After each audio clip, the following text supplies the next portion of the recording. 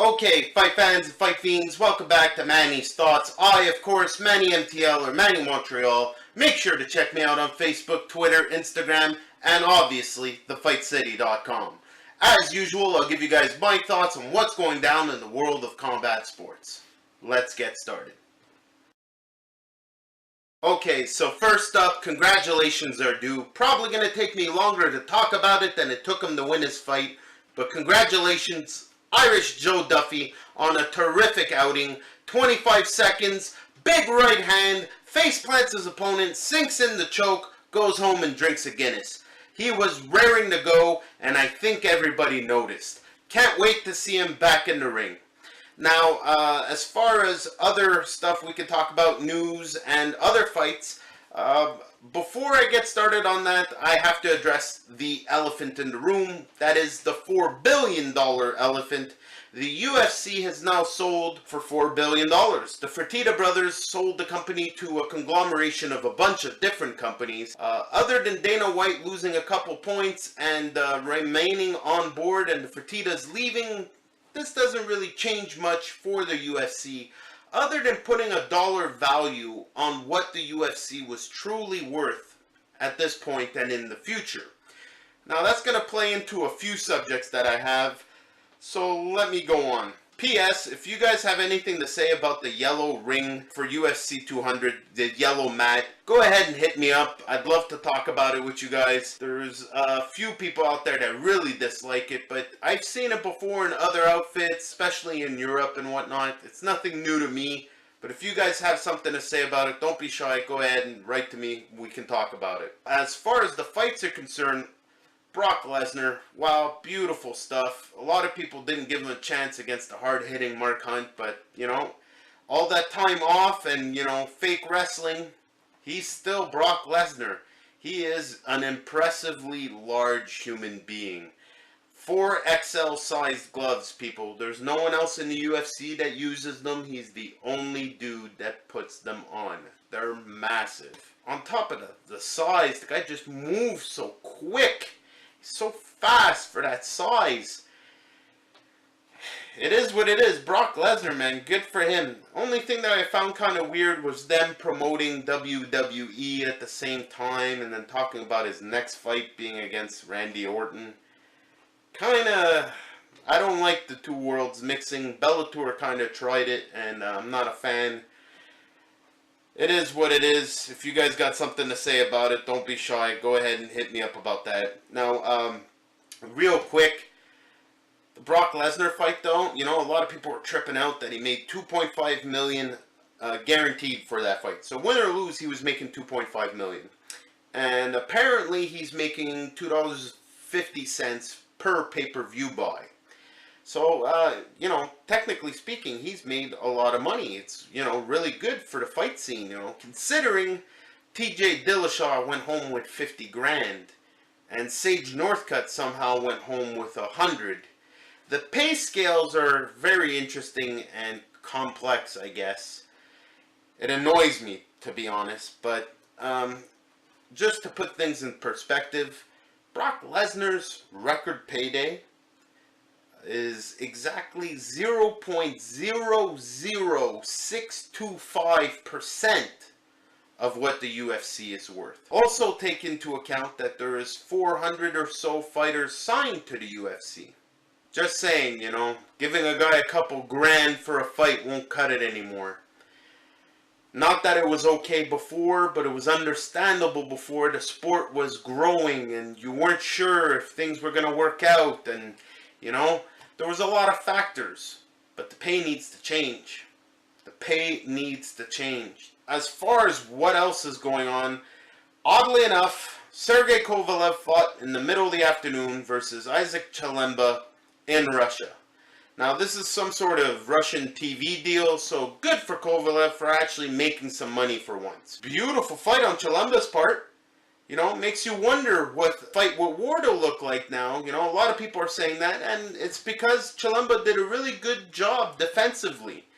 And on top of that, he was using his jab right, and he had a bit of a longer reach, and he was using it.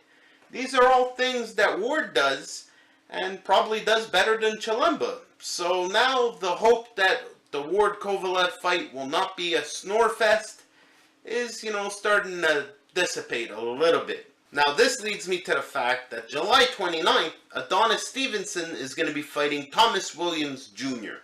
A lot of people are complaining, and saying that I'm wrong for calling Adonis the #1 light heavyweight in the world because Kovalev's got all the other belts. Here's my argument back to you. Number 1, Adonis Stevenson's the WBC champ. Number 2, he's from Montreal, so obviously I'm going to root for him. And number 3, he's the best paid light heavyweight.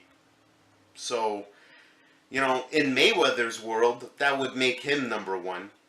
So now this brings me back to opponents.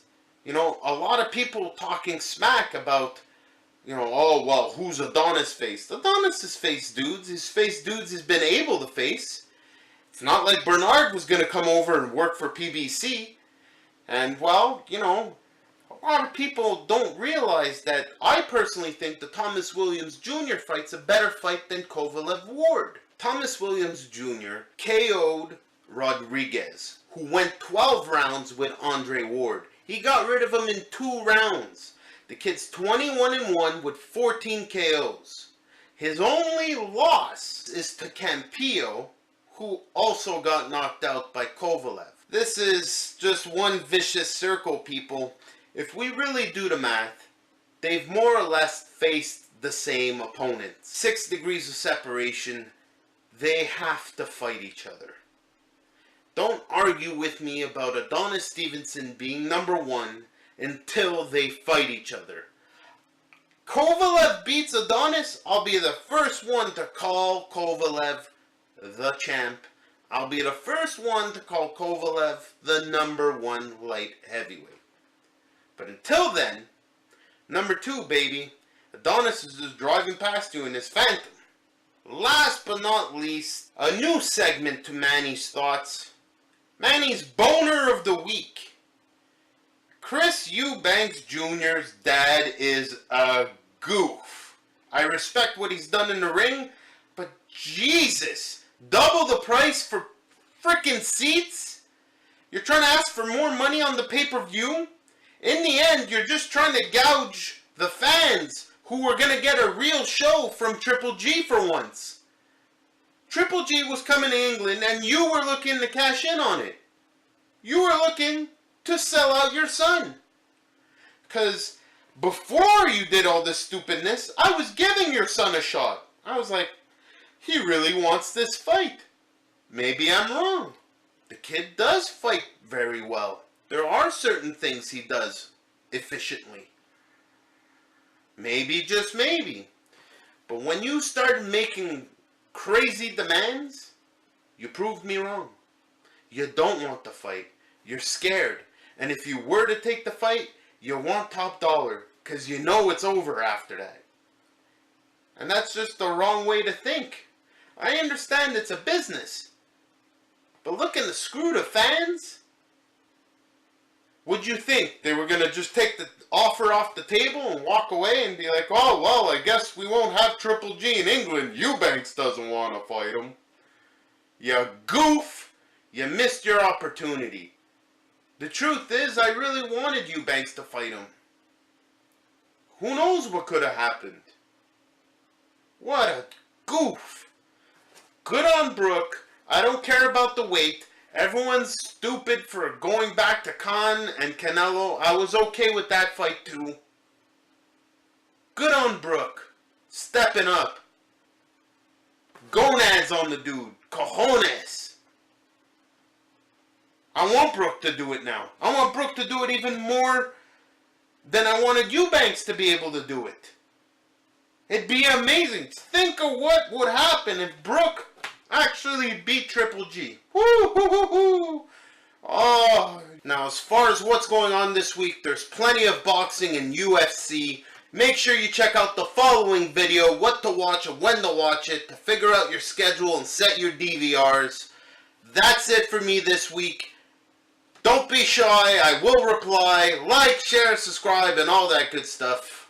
I'll see you guys next week.